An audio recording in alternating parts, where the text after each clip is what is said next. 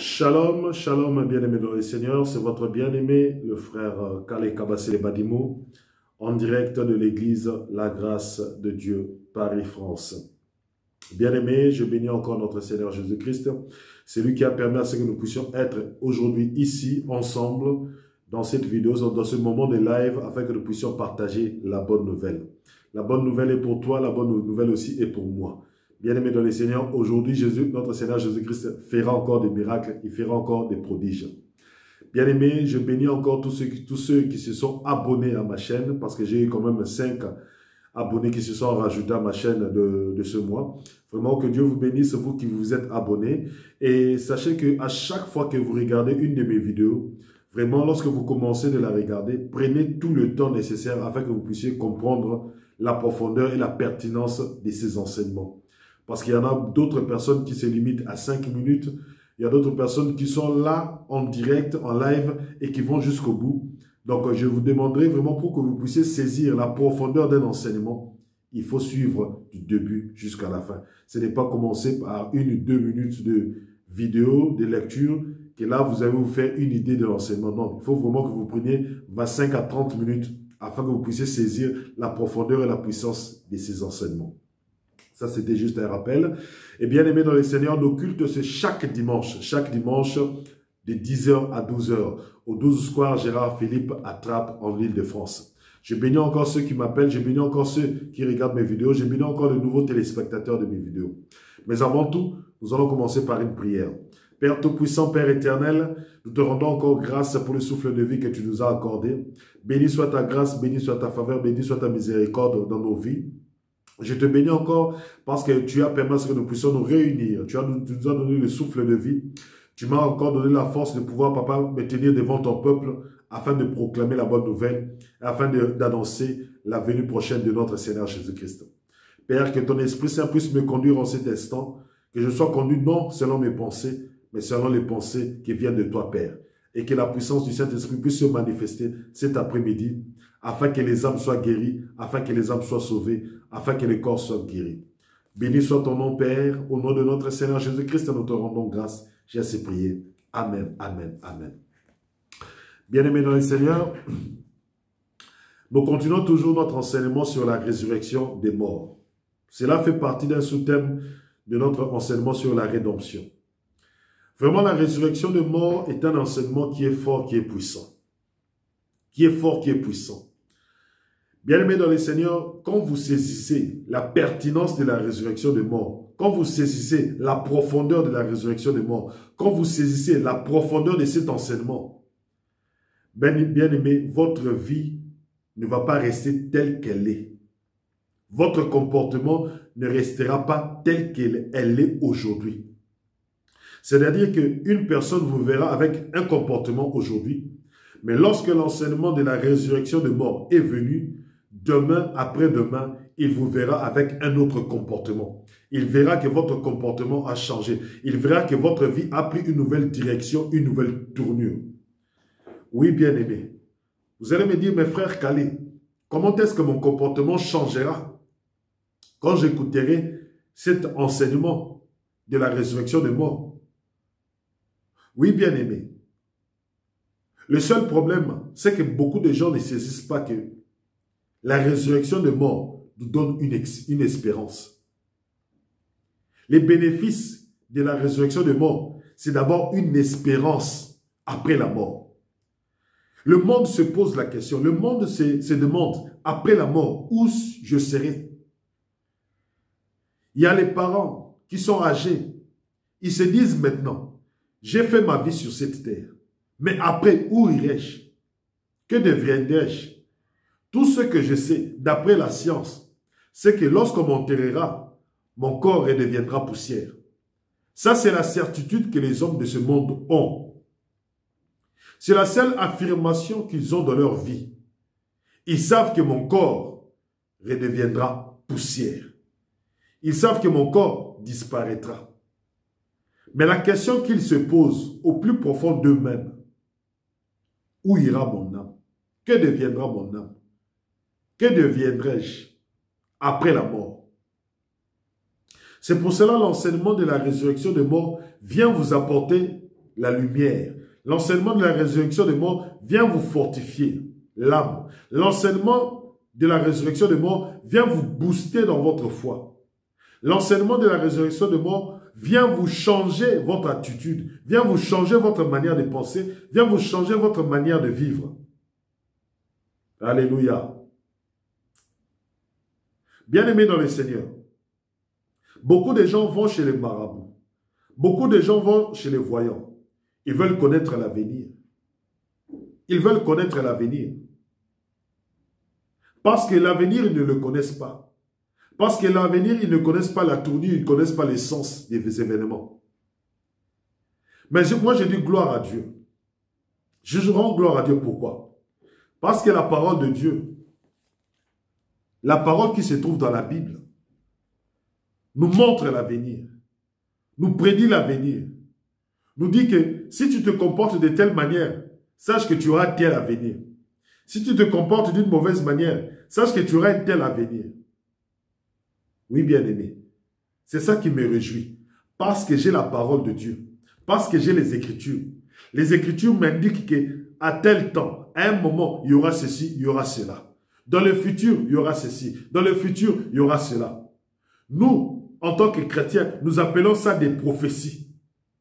Mais lorsque les gens vont chez les marabouts, vont chez les diseurs de bonne aventure, ils veulent connaître l'avenir.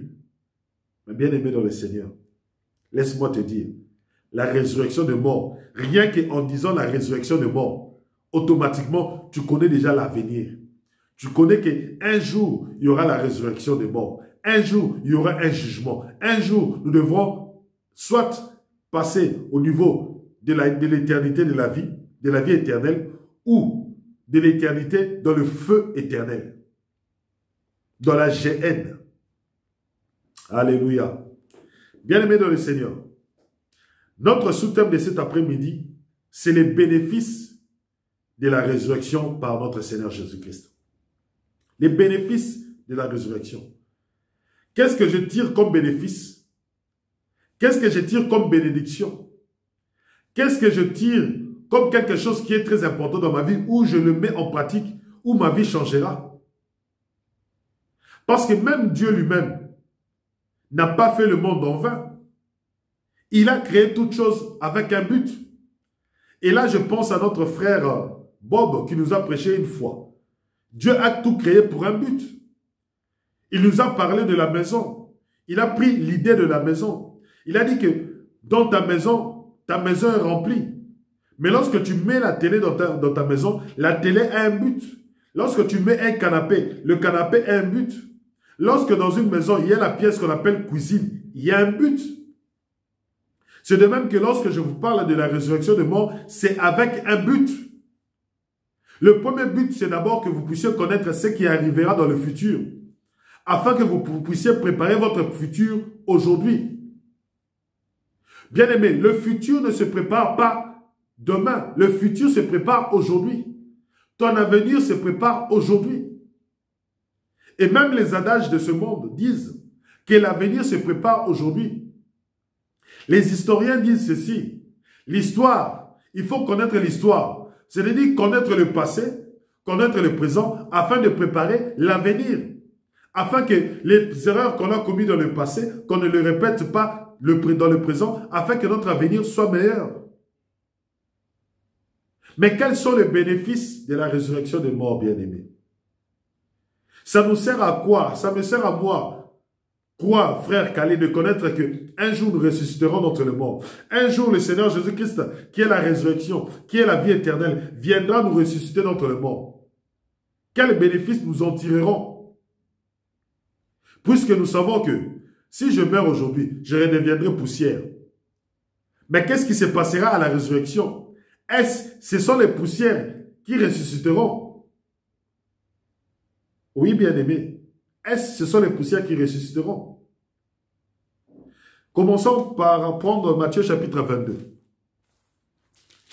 Nous allons comprendre Matthieu chapitre 22, à partir du verset 23. Matthieu chapitre 22, à partir du verset 23. Je lis au nom de notre Seigneur Jésus-Christ. Prenons nos Bibles, bien-aimés. Le même jour, les Sadducéens qui disent qu'il n'y a pas de résurrection vinrent auprès de Jésus et lui firent cette question. Maître, Moïse a dit, si quelqu'un meurt sans enfant, son frère épousera sa veuve et suscitera une postérité à son frère. Or, il y avait parmi nous 7 frères. Le premier se maria et mourut. Et comme il n'avait pas d'enfant, il laissa sa femme à son frère. Il en fit de même du second, puis du troisième, jusqu'au 7e. Après eux tous, la femme mourut aussi. À la résurrection, duquel des 7 sera-t-elle donc la femme? Car tous l'ont eu pour femme. Jésus leur répondit, vous êtes dans l'erreur, parce que vous ne comprenez ni les Écritures, ni la puissance de Dieu. Car à la résurrection, les hommes ne prendront point de femmes, ni les femmes de mari, mais ils seront comme les anges de Dieu dans le ciel. Ils seront comme les anges de Dieu dans le ciel. C'est la parole du Seigneur. Bien-aimé dans le Seigneur, quelle idée as-tu derrière la résurrection? Les Sadducéens avaient l'idée que après la résurrection, nous aurons toujours le même corps, nous aurons toujours les mêmes passions. C'est-à-dire que si je meurs aujourd'hui, à la résurrection, je reprendrai toujours ma femme, je reprendrai toujours mes enfants. Pour eux, ils n'ont pas parlé des enfants parce qu'il n'y avait pas un enfant. Ils ont seulement parlé du mari, de l'homme et de la femme. Ils ont demandé au Seigneur Jésus-Christ, après la résurrection, toi qui nous dis que la résurrection de mort existe, toi qui nous dis que la résurrection va se manifester, toi qui nous parles de la résurrection matin, midi et soir, dis-nous maintenant, à la résurrection de mort, la femme a eu pour mari 7, elle a eu 7 maris, mais elle n'a pas eu d'enfant. Et lorsque la femme ressuscitera d'entre les morts, pour qui sera-t-elle la femme? Regardez la pensée. Regardez l'idée que les gens avaient de la résurrection de mort. Donc pour eux, la résurrection de mort avait pour bénéfice qu'on ressuscite dans ce corps et qu'on puisse recommencer encore à mener une vie sur terre comme on a mené une vie sur terre pour la première fois. Alléluia. Mais Jésus-Christ leur dit, il leur dit vraiment la vérité. Il leur dit, d'abord, vous ne comprenez pas les Écritures et de deux, vous ne comprenez pas la puissance de Dieu. Parce que lorsque vous mourrez, vous deviendrez poussière. Mais lorsque vous deviendrez poussière, lors de la résurrection, vous devez d'abord admettre que vous qui êtes poussière, vous retrouverez un corps. Vous retrouverez un corps. C'est-à-dire que Jésus-Christ leur donne les bénéfices de la résurrection. Il leur dit ceci. Premier bénéfice, malgré que nous deviendrons poussière, malgré que nous deviendrons poussière, c'est-à-dire que nous n'aurons plus ce corps charnel, il n'y aura plus le sang, il n'y aura plus le squelette, il n'y aura plus rien. Écoutez le premier bénéfice que notre Seigneur Jésus-Christ dit aux Sadducéens. Il leur dit ceci. 1, d'abord, vous ne comprenez pas les Écritures.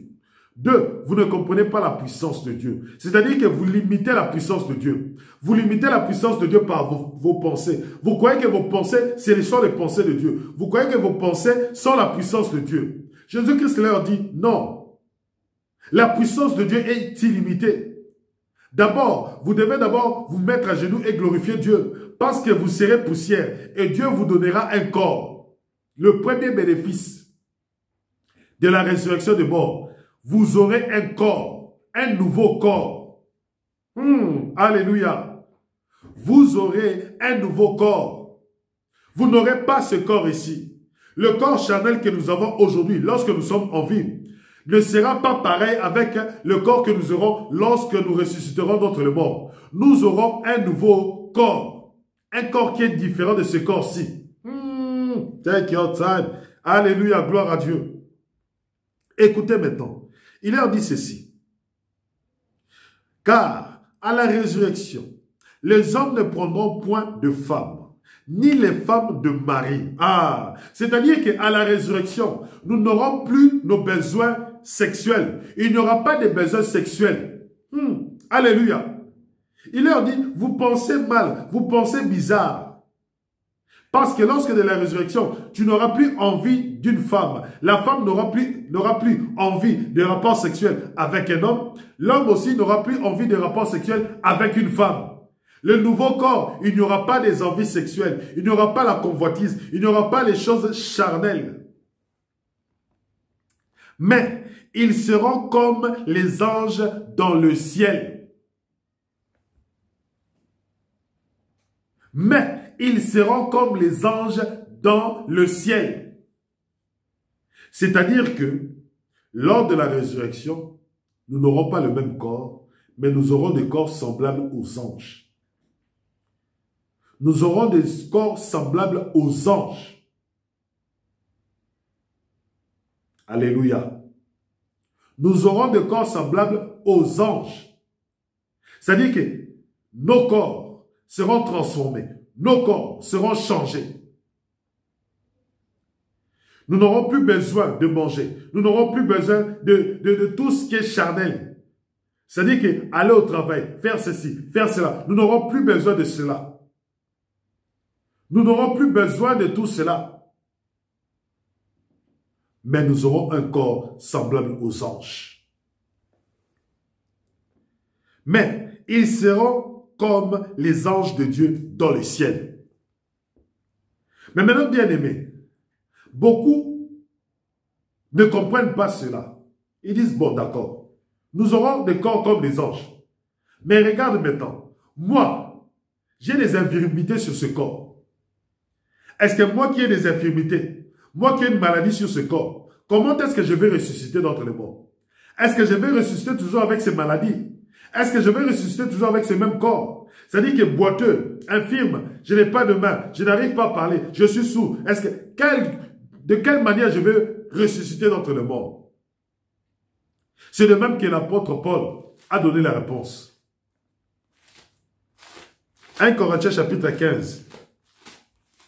À partir du verset 19. Écoutons d'abord.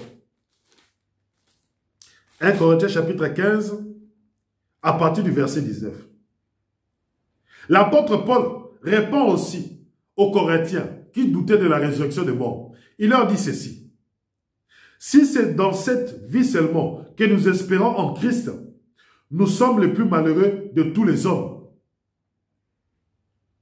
Parce que beaucoup espèrent que lors de la résurrection de mort, que nous puissions encore revivre comme des hommes sur la terre. Mais l'apôtre Paul leur dit, ça ne sert à rien. Si nous espérons en Christ, c'est pour ça. La résurrection de mort dépasse. La résurrection de mort est au-dessus de vos pensées. Et maintenant, il leur dit, dans 1 Corinthiens chapitre 15 au verset 32, il leur dit ceci. Si c'est dans des vues humaines que j'ai combattu contre les bêtes à Éphèse, quel avantage m'en revient-il? Si les morts ne ressuscitent pas, mangeons, buvons, car nous mourrons demain. Quel avantage je tire? Il dit clairement, l'apôtre Paul dit, quel avantage m'en revient-il? C'est-à-dire que quel bénéfice j'ai si on ne ressuscite pas d'entre les morts? Oui, bien-aimé. Il faut te poser la question. Le frère Calais nous prêche la résurrection des morts. Mais je dois me poser la question, quel bénéfice j'en tire? Quel bénéfice je dois en tirer? Si je dois ressusciter, si je dois croire à ce qu'il dit, qu'est-ce que ça apportera dans ma vie? Qu'est-ce que ça changera de ma vie? Tout d'abord, ça t'apportera l'espérance. Ça t'apportera l'espérance. Là où les gens sont découragés, ils sont en train de boire, ils se disent, moi je bois, je mange, je fais ce que je veux dans ma vie, après je sais je vais mourir, donc ça ne me servira à rien de croire en la résurrection des morts. Mais lorsque la résurrection des morts vient, cet enseignement vient, nous abandonnons tout ce qui est mauvais, nous abandonnons tout ce qui est mal, nous abandonnons tout ce qui est impur, nous abandonnons tout ce qui est satanique, nous abandonnons tout ce qui est de la débauche, nous abandonnons tout ce qui est de la mauvaise vie, nous abandonnons tout ce qui est du mal, c'est-à-dire le vol, la prostitution, la haine. Nous abandonnons tout ça. Pourquoi? Parce que nous savons que l'espérance de la vie éternelle est là. L'espérance de la vie éternelle est là. Maintenant, prenons dans le verset qui suit. Mais quelqu'un dira, au verset 35, mais quelqu'un dira, comment le mort ressuscite-t-il? Et avec quel corps viennent-ils? Insensé. Ce que tu sèmes ne répond point vie, s'il ne meurt. Et ce que tu sèmes, ce n'est pas le corps qui naîtra. C'est un simple grain, de blé peut-être, ou quelque autre sémence. Puis Dieu lui donne un corps comme il lui plaît. Et à chaque sémence, il donne un corps qui lui est propre. Toute chair n'est pas la même chair, mais autre est la chair des hommes, autre celle des quadrupèdes, autre celle des oiseaux, autre celle des poissons. Il y a aussi des corps célestes et des corps terrestres. Mais autre est l'éclat de corps célestes, autre est l'éclat de corps terrestres. Maintenant au verset 42, écoutez. Ainsi en est-il de la résurrection des morts. Le corps est semé corruptible, il ressuscite incorruptible. L'un des bénéfices que vous retirez de la résurrection des morts, c'est-à-dire que l'incorruptibilité du corps à venir, c'est-à-dire que la tentation n'aura plus de pouvoir sur vous. Vous ne pourrez plus tomber dans le péché. Vous ne pécherez plus. C'est-à-dire que le corps que vous donnera le Dieu Tout-Puissant, ce corps-là sera saint. Comme Jésus-Christ est saint. Comme Jésus-Christ n'a pas péché, ce corps aussi ne péchera jamais. C'est pour cela que nous l'appelons, c'est un corps incorruptible. Parce que le diable vient avec la tentation. Le diable vient vous tenter. Le diable vient vous corrompre. Ce corps que nous avons est un corps qui est corruptible. Mais lorsque nous ressusciterons d'entre les morts, nous aurons un corps qui est incorruptible. C'est-à-dire que le diable ne pourra plus nous tenter. Alléluia. Le diable ne pourra plus nous tenter. C'est-à-dire que la corruption, c'est-à-dire que le mal, le péché ne pourra plus régner dans ce corps. Le péché, le mal règne dans ce corps parce que ce corps est corruptible. Voilà l'un des bénéfices que vous tirez de la résurrection des morts. Le corps corruptible meurt, devient poussière. Mais lorsque la résurrection des morts vient, lorsque Jésus-Christ vous ressuscite d'entre les morts, il vous donne un corps qui est incorruptible. C'est-à-dire que lorsqu'il vous donne un corps qui est incorruptible, c'est-à-dire que vous ne pourrez jamais tomber dans le péché. Gloire à Dieu. Seigneur, merci pour ce bénéfice que tu nous donnes. L'incorruptibilité. Alléluia. Écoutons maintenant. Il y a aussi, le corps est semé corruptible, il ressuscite incorruptible. Il est semé méprisable, il ressuscite glorieux. Il ressuscite glorieux. Combien de gens sont méprisés? Non, toi tu es dans une famille pauvre. Toi tu n'es pas de notre classe. Toi tu n'es pas de notre race. On méprise ta famille. On méprise ta race. On méprise la région dans laquelle tu es. On méprise ta tribu. On méprise ta langue. Le Seigneur Jésus-Christ t'annonce une bonne nouvelle aujourd'hui. Malgré que le monde te méprise, malgré que le monde ne tient pas compte de toi, malgré que le monde te rabaisse, mais sache qu'une chose, on te méprise à cause de ton corps, à cause de ta race, à cause de ta manière de vivre en tant que chrétien. Mais sache une chose, lors de la résurrection, le corps que tu auras, c'est un corps qui est glorieux. C'est un corps qui dépasse ce corps. C'est-à-dire que lors de la résurrection, c'est un corps qui est glorieux qui ressuscitera. C'est un corps qui est glorieux au point de vue de Dieu. Il y aura une gloire dans ce corps. Le corps de la résurrection. Bien-aimé, si on te méprise, dis ce corps-ci. Vous me méprisez pour ma race. Vous me méprisez parce que je suis noir. Vous me méprisez parce que je suis albinos. Vous me méprisez parce que je suis blanc. Vous me méprisez parce que je suis nain. Vous me méprisez parce que je suis une femme. Vous me méprisez parce que je suis un homme. Vous me méprisez parce que je suis de telle tribu. Je suis de telle tribu. Vous me méprisez à cause de ma manière de vivre. Vous me méprisez parce que j'habite un bidonville. Vous me méprisez parce que j'habite la banlieue parisienne. Vous me méprisez parce que je ne suis pas de votre classe sociale. Je ne suis pas riche.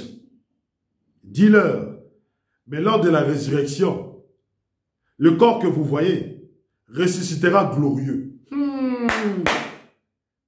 Ce corps ressuscitera glorieux. Alléluia. Bien-aimé, quand je comprends cela, quand je saisis cela, bien-aimé, ma manière de vivre change. Là où on me rabaissait, là où on me méprisait, je deviendrai fier de ce que je suis. Je deviendrai fier parce que je sais que lors de la résurrection d'entre les morts, j'aurai un corps glorieux. Je ne vais pas baisser ma tête, mais je vais lever ma tête. Je vais marcher avec fierté. Je vais marcher avec honneur parce que le corps, lorsqu'il meurt, lorsque je ressusciterai d'entre les morts, j'aurai un corps qui est glorieux. Oui, j'aurai un corps qui est glorieux. Bien-aimé dans le Seigneur, l'un des bénéfices de la résurrection, c'est ça. Cela t'enlève la honte. Lorsque les gens vont pécher, tu leur diras, non, non, non, non, moi je ne pêche pas.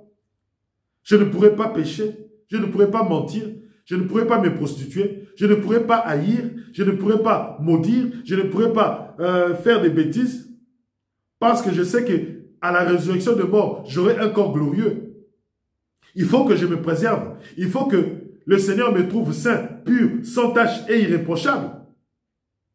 C'est pour cela, bien-aimé, lorsque je te parle de la résurrection, c'est le moment aussi de te repentir.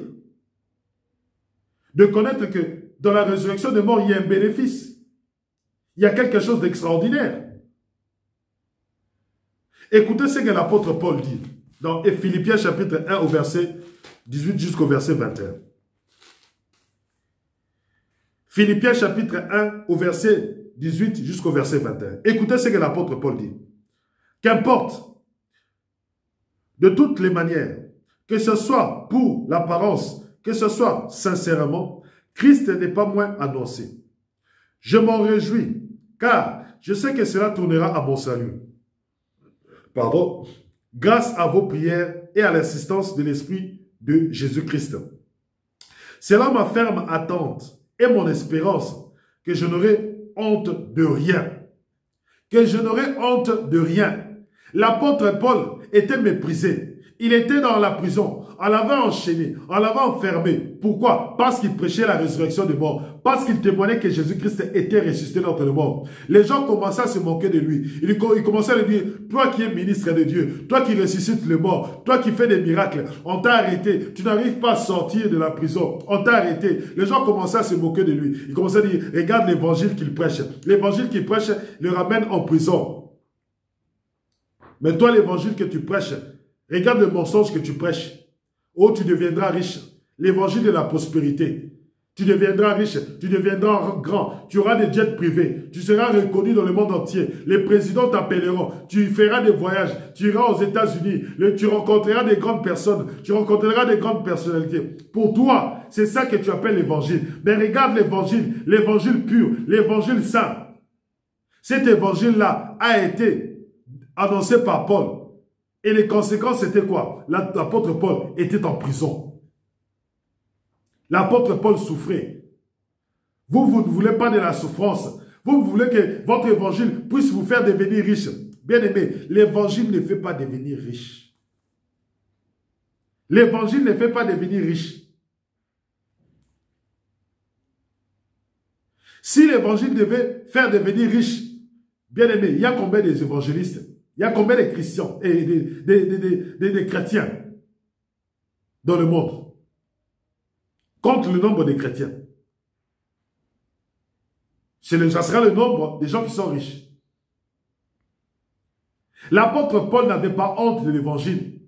L'apôtre Paul n'avait pas honte de se retrouver en prison à cause de l'évangile. Pour lui, c'était un bonheur. C'était une joie parce qu'il était enchaîné. Parce qu'il était méprisé à cause de l'évangile. Maintenant, écoute. Écoute très bien. Mais que maintenant, comme toujours, Christ sera glorifié dans mon corps avec une pleine assurance. Soit par ma vie, soit par ma mort. Car Christ est ma vie et la mort m'est un gain. Oh, l'apôtre Paul. Toi, tu dis que la mort est un gain pour toi. Alléluia. L'apôtre Paul dit que la mort m'est un gain. Oh. Mais l'apôtre Paul, toi tu souffres. Mais tu dis que dans tes souffrances-là, si tu meurs, pour moi c'est un gain. Quel est le gain que tu tires si tu meurs? Quel est le gain que tu tires? Écoutez maintenant. Mais s'il est utile pour mon œuvre que je vive dans la chair, je ne saurais dire ce que je dois faire. Je suis pressé de deux côtés. J'ai le désir de m'en aller et être avec Christ. Le gain de la mort, c'était quoi? C'est d'être à côté de Christ, d'être près de Christ. C'est-à-dire que Christ n'est pas loin. C'est-à-dire que le jour où Christ reviendra, il me ressuscitera, je serai à côté de lui. J'aurai un corps incorruptible, j'aurai un corps glorieux. Donc, la mort ne faisait plus peur à Paul. La mort ne peut plus faire peur aux enfants de Dieu. Pourquoi? Parce que pour nous, c'est un gain. Pour nous, c'est la fin des souffrances sur cette terre. Pour nous, c'est la fin des difficultés.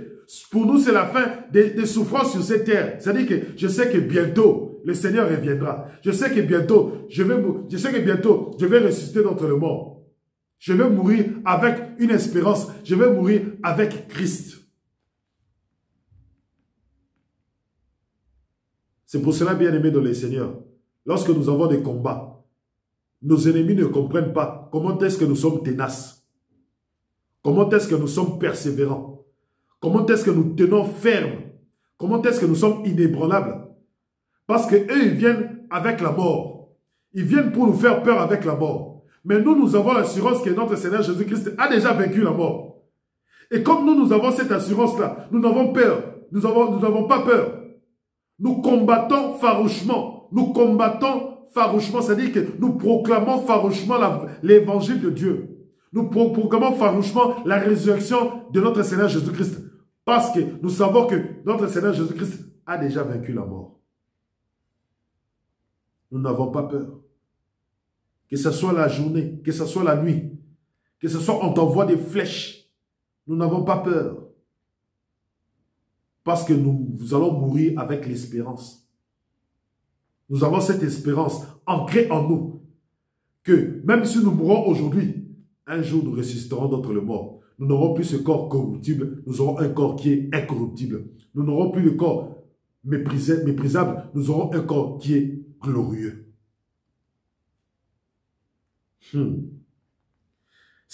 Écoutez maintenant. J'ai le désir de m'en aller et d'être avec Christ.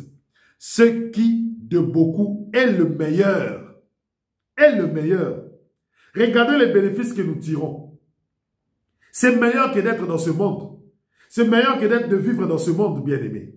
C'est meilleur. Revenons dans 1 Corinthiens chapitre 15. Ainsi, il est semé infirme. Là, c'est au verset 43. Le corps est semé infirme, il ressuscite plein de force.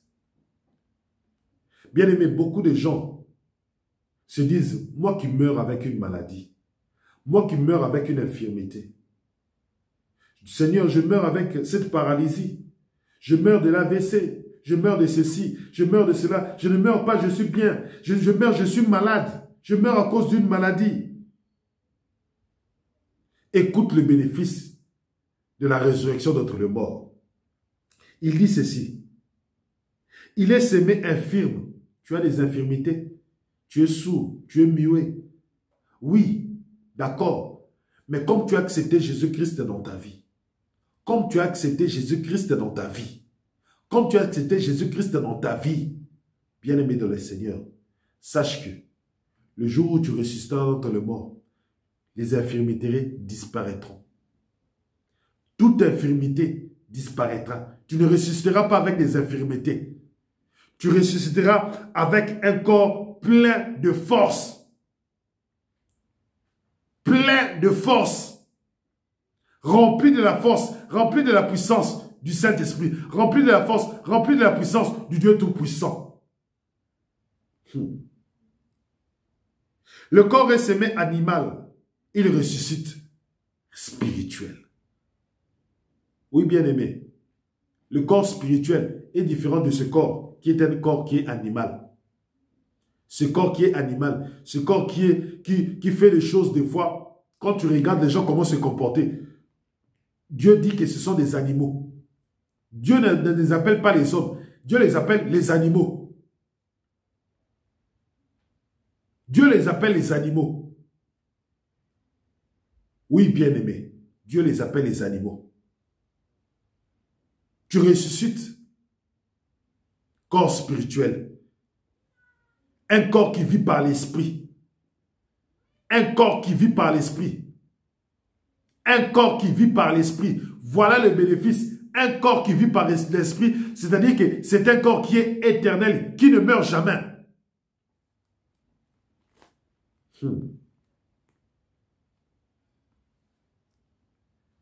C'est pourquoi il est écrit, le premier homme, Adam, devient une âme vivante. Nous sommes des âmes vivantes. Le dernier Adam est devenu un esprit vivifiant. Mais ce qui est spirituel n'est pas le premier, c'est ce qui est animal. Ce qui est spirituel vient ensuite. Nous avons d'abord le corps animal, le corps que tu vois aujourd'hui. Mais lors de la résurrection, nous aurons le corps spirituel. Alors, bien-aimé,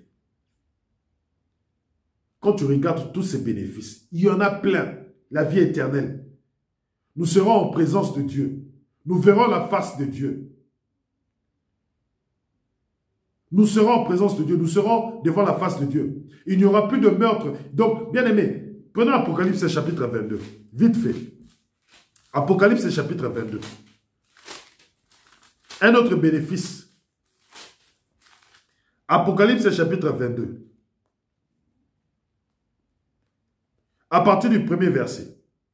Et il montra un fleuve d'eau de la vie, limpide, comme du cristal, qui sortait du trône de Dieu et de l'agneau, au milieu de la place de la ville et sur les deux bords du fleuve. Il y avait un arbre de vie, produisant 12 fois des fruits, rendant son fruit chaque mois, et dont les feuilles servaient à la guérison des nations. Il n'y aura plus anathème. Le trône de Dieu et de l'agneau sera dans la ville. Ses serviteurs le serviront et verront sa face, et son nom sera sur leur front. Voilà les bénéfices. Il n'y aura plus de nuit, et ils n'auront besoin ni de lampe ni de lumière, parce que le Seigneur Dieu les éclairera, et ils régneront au siècle des siècles. Bien-aimés dans le Seigneur, avec tous ces bénéfices de la résurrection d'entre les morts, qu'attends-tu pour te repentir? Qu'attends-tu pour changer ta manière de vivre? Qu'attends-tu pour pardonner ton frère? Qu'attends-tu pour changer tes comportements? Qu'attends-tu pour honorer ton père et ta mère? Qu'attends-tu pour vivre d'une manière sainte? Qu'attends-tu pour abandonner la fornication? Qu'attends-tu pour abandonner l'adultère? Qu'attends-tu pour abandonner l'impudicité? Qu'attends-tu pour abandonner l'alcool? Qu'attends-tu pour abandonner la prostitution? Qu'attends-tu, bien-aimé? Qu'est-ce que tu attends? Avec toutes les promesses, avec toute cette espérance, qu'est-ce que tu attends? Qu'est-ce que tu attends? Nous sommes au temps de la grâce. Et au temps de la grâce, Dieu fait grâce à qui il veut. Si aujourd'hui tu acceptes Jésus-Christ dans ta vie, bien-aimé dans le Seigneur, ce qui est écrit se manifestera le jour de la résurrection. Même si aujourd'hui tu meurs, sache une chose, que tu meurs avec l'espérance que tu ressusciteras d'entre les morts. Tu meurs avec une espérance que tu verras le Christ. Tu meurs avec une espérance que tu recevras un corps glorieux, un corps plein de force, un corps incorruptible, un corps spirituel. Et tu seras en présence du Dieu Tout-Puissant. Tu verras sa face. Alors, bien-aimé, c'est à toi de prendre la décision. La décision est à toi. Qu'attends-tu pour te repentir, afin que tu puisses bénéficier de cette espérance de la vie éternelle? Père Tout-Puissant, Père éternel, je te rends grâce pour ce moment de la parole. Merci parce que tu nous as convaincus dans nos cœurs que la résurrection est vraie et la résurrection est véritable. Qu'un jour, le Seigneur Jésus-Christ nous ressuscitera d'entre les morts. Père Tout-Puissant, que cette parole puisse toucher le cœur de ceux qui ne sont pas encore repentis. Oui, Père, l'Esprit Saint convainc du péché. Oui, Père, que l'Esprit Saint puisse convaincre les gens de changer. Béni soit ta grâce, béni soit ta faveur. Je te rends grâce pour ce moment de la parole. Protège-nous et garde-nous durant toute cette semaine. Et nous nous retrouvons encore dimanche prochain. Nous glorifierons, nous magnifierons encore ton Saint-Nom. Au nom de Jésus-Christ, j'ai assez prié. Amen, amen, amen. Bien-aimés dans le Seigneur, aujourd'hui nous sommes le 11 septembre 2022. Je vais aussi témoigner, dire que le 11 septembre, dimanche 11 septembre 2016, il y avait quelque chose de nouveau qui avait commencé dans ma vie. Et lorsque je sortais d'un appartement, je ne savais pas où j'allais, je ne savais pas où je serais, je ne savais pas où je deviendrais, mais c'était pour que je puisse atterrir devant vous aujourd'hui. Donc c'est pour cela que je rends témoignage, je dis merci à Dieu de m'avoir protégé depuis le 11 septembre 2016 jusqu'à aujourd'hui, 11 septembre 2022. Vraiment, ça c'est un témoignage. Et au fur et à mesure, je vous témoignerai en profondeur de ces témoignages. Parce que c'est pendant 5 ans, durant 5 ans, que Dieu a fait des miracles, que Dieu a produit des grandes choses dans ma vie. Je vous dis à dimanche prochain. C'est votre bien-aimé, le frère Kale Kabassele Badimou, en direct de l'église La Grâce de Dieu Paris France. Nos cultes, c'est chaque dimanche de 10h à 12h au 12 Square, Gérard Philippe à Trappes, en Ile-de-France. Je vous dis à dimanche prochain.